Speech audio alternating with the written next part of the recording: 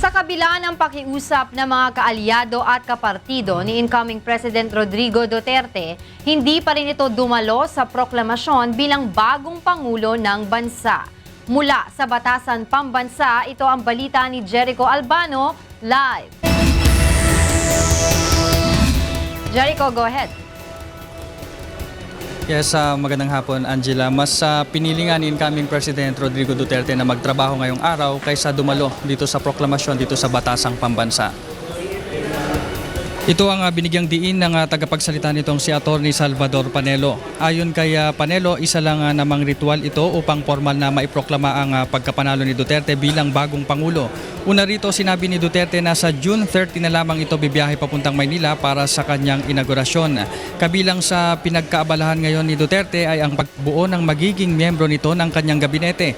Sa ngayon, wala namang ibang programa sa Davao maliban sa isang konsyerto na inihahanda ng kampo ni Duterte sa Davao sa June 4. Bukas aniya ay nakatakdang makipagpulong si Duterte sa ilang mga personalidad na balak niyang ilagay sa kanyang gabinete. Kanina sa joint session sa plenaryo bago ang proklamasyon, may mga ilan lamang na taga-suporta ni Duterte ang dumalo na nagsuot pa ng kulay pulang t-shirt.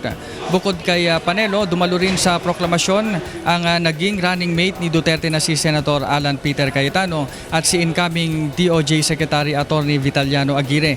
Samantala, sinabi naman ni Aguirre na nagpapasalamat si President Duterte sa lahat ng sumuporta sa kanya.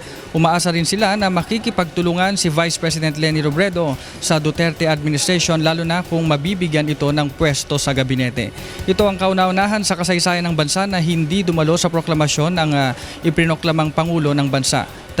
Tradisyonal lang isinasagawa tuwing pagkatapos ng halalan ang pagtataas ng kamay ng mga nanalong kandidato sa rostrum o plataforma ng session hall ng Batasang Pambansa. Ito ay pagkatapos nga na iproklama ang mga nanalong kandidato sa Pangulo at pangalawang Pangulo. Yan muna ang latest live mula rito sa Batasang Pambansa. Balik sa inyo dyan, Angela.